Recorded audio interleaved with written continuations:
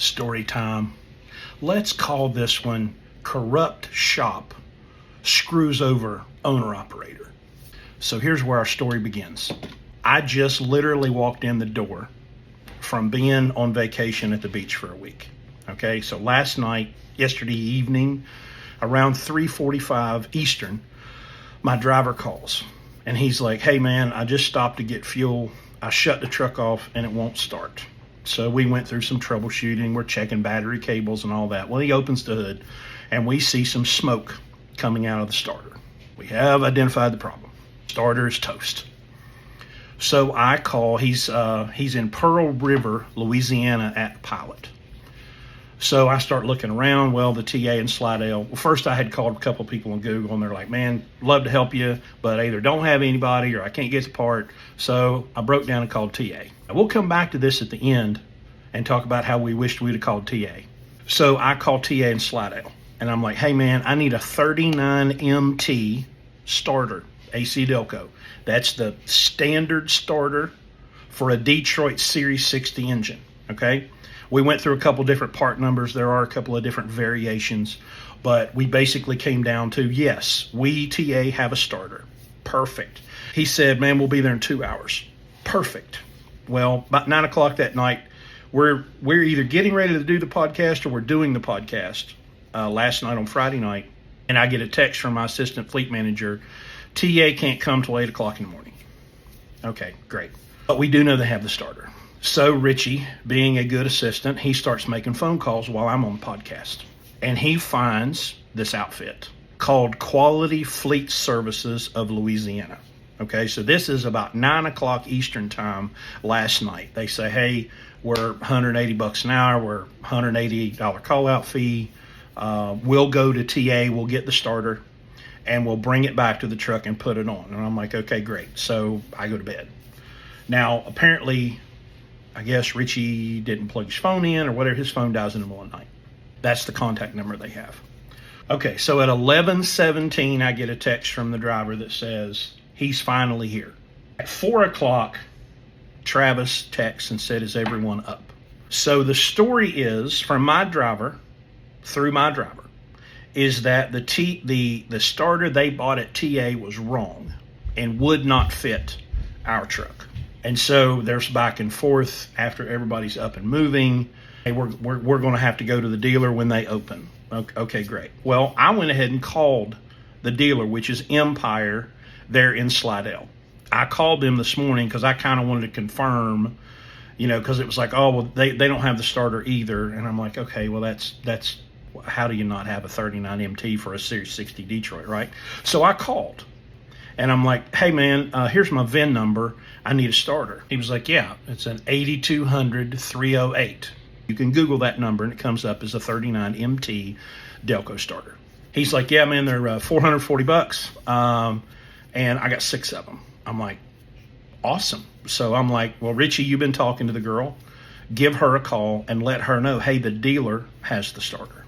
So now I'm driving back from the beach. And I'm a couple hours into my trip, and I hear, "Well, this starter is the same as the starter from last night we got at TA. The starter from last night we got at TA is wrong, and so is this one."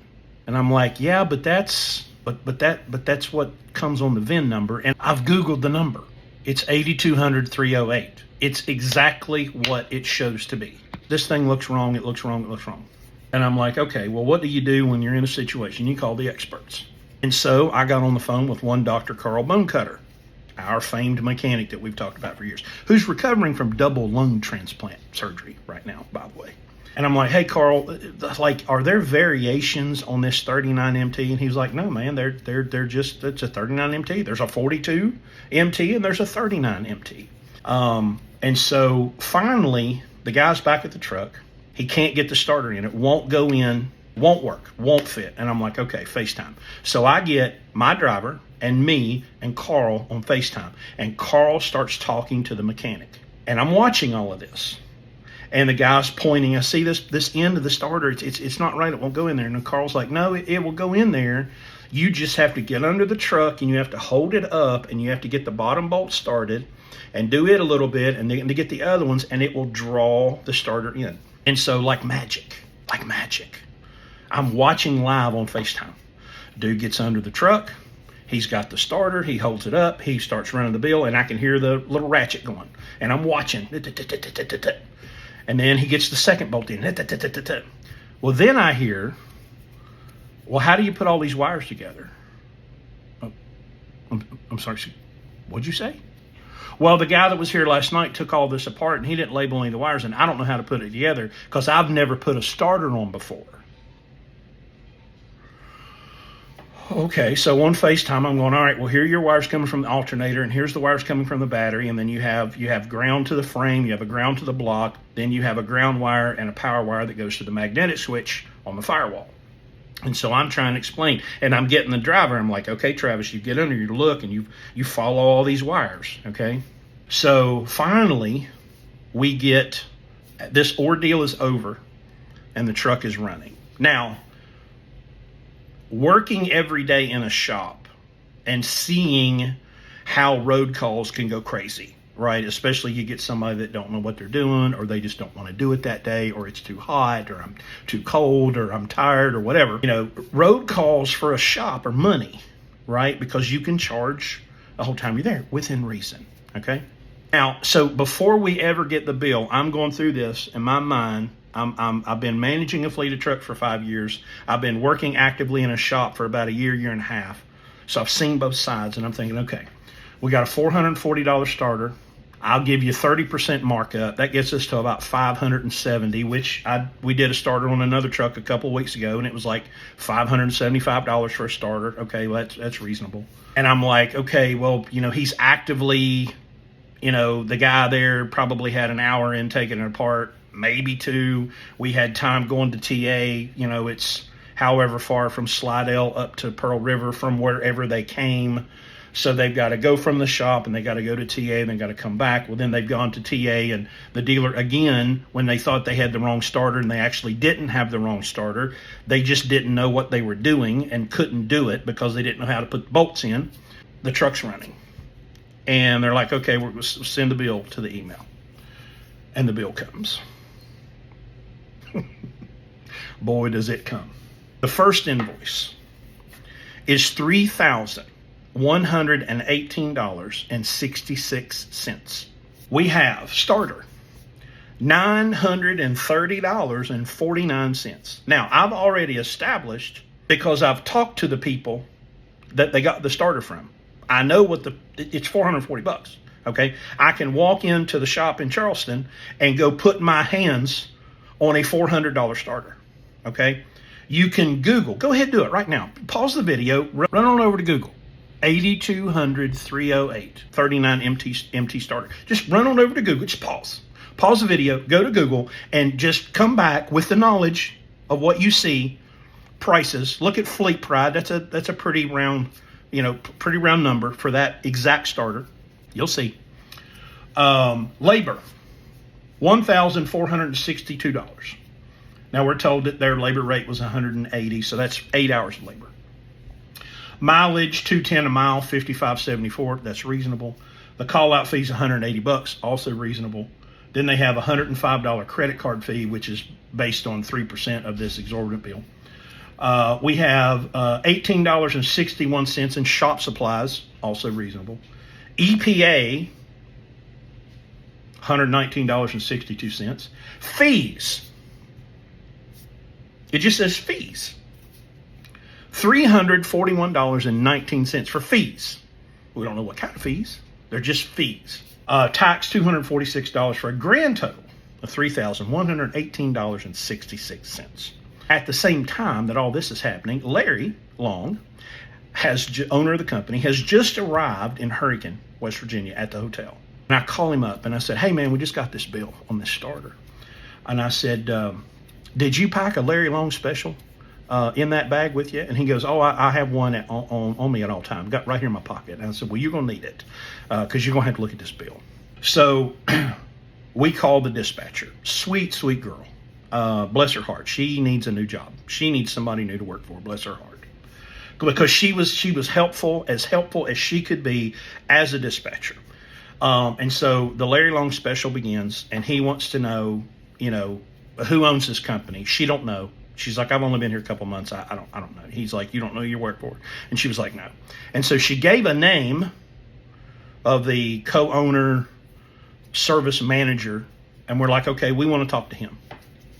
So we wait. We finally get on the phone. Then he says a different name. We begin to explain to him that we believe that this bill is way out of bounds. Okay, way out of bounds.